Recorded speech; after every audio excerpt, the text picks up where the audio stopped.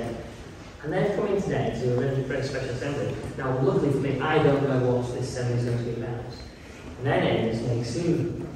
And they are going to tell you something about them, and I don't know what that is yet. So I'm looking forward to it too, so I hope you are listening really carefully, paying lots of attention, and hopefully I might have lots of questions for you at the end. So I'll leave it to you, Macy. Thank you. Well, good afternoon, Shelley First School. Good afternoon, everybody.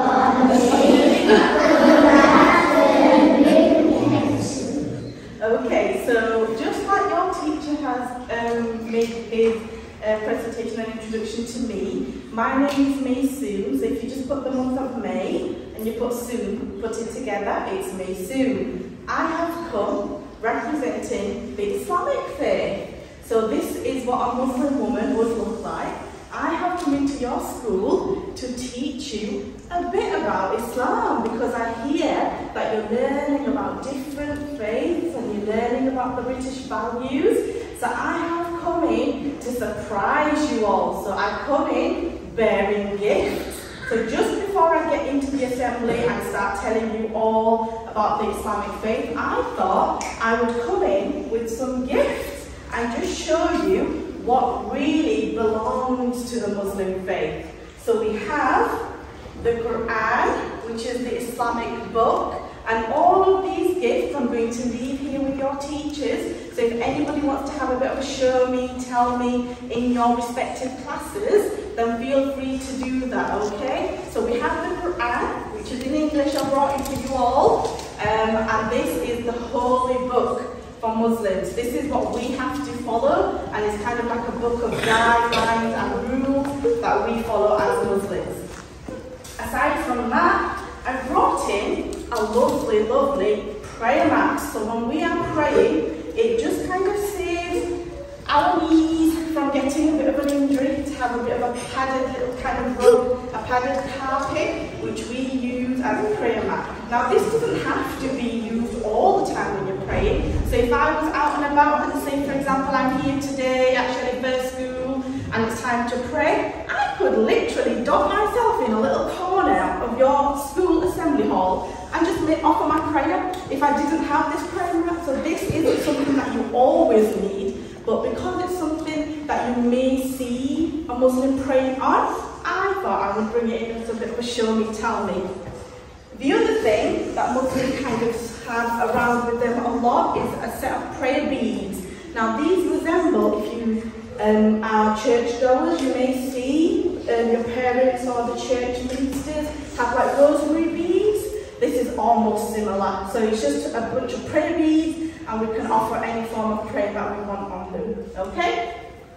The last and final present that I've brought in, and I want you all to make a bit of a ooh noise, is my book. Ooh, thank you. So this is my book that I have written. I have authored this book. So I brought it into your school for you to read in your classrooms, and it's the first steps in understanding Islam. So it's right from the basics all the way up, because I know this assembly is a very short, quick whistle-stop tour for me. So I thought any learning that you've got, any gaps in your learning, of course I can come back if you invite me. But I thought I would leave you my book so you could read that in your classrooms in reading time. Okay? So let's get straight into the assembly. Who has heard of Prophet Jesus? Put your hand up. Let me have a bit of show of hands. Wow, all of you. Who has heard of Prophet Moses? Put your hand up. Ooh, wow, okay. Who has heard of Prophet Noah? So the Noah's Ark story. Yes, so have I. Who has heard of Prophet David, Prophet Solomon, Prophet David, Abraham, Isaac, all of those prophets? Yes, yes, yes. Can you see? I also have my hand up. Why? Because as a Muslim, we have to believe in all of these prophets. If we don't believe in all of these prophets, we cannot say that we're Muslim. How surprising is that? I bet you didn't know that. Now, who has heard of the Bible? Have you ever read the Bible? Put your hand up. Who's heard of the Torah? Put your hand up. Yes, so have I. And I have got my hand up as well. Why? Because as a Muslim, we have to believe in all of these books. So all of the books and all of the prophets, we have to believe in them if we want to class ourselves as Muslims.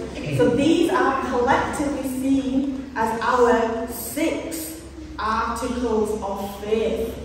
So the first one, as a Muslim, I have to believe in Allah. Allah is the name of our God. So we have to believe in Him.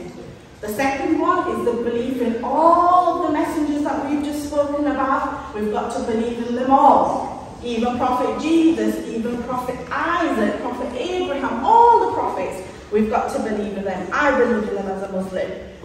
Then, just as I mentioned about all the books, we have to believe in all the books. We have to believe in the Bible. We have to believe in the Torah. We have to believe in the Quran, because that was revealed to Prophet Muhammad, the last messenger. We have to believe in all of the books.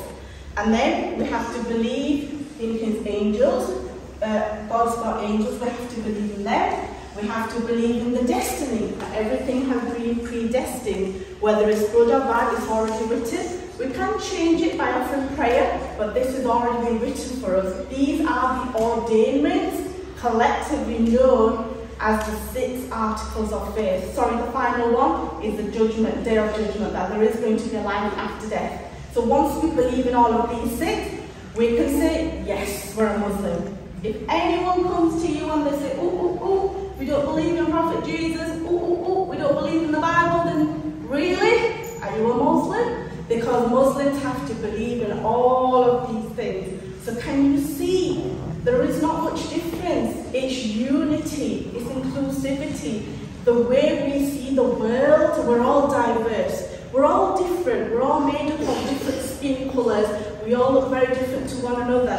But if we hold on firm to humanity and to faith, we can be united in the oneness of humanity. Because if we look at it, all of the rules, the fundamental principles are the same. To be kind, to look after each other. And whilst I've just been standing here silently listening to your mantra, this is